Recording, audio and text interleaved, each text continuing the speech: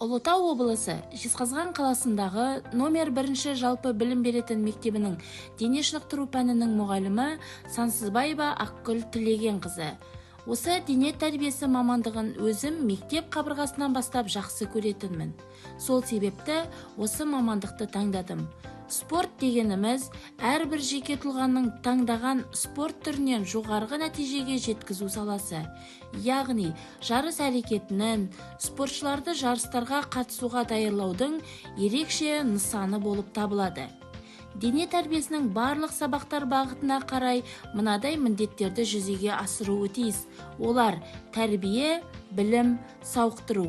Білім беру мақсаты оқушылардың білімін шыңдай түсу, жаттығуларды ептілікпен және дағдымен орындату, оларды өмірде қолдана білуге үйрету.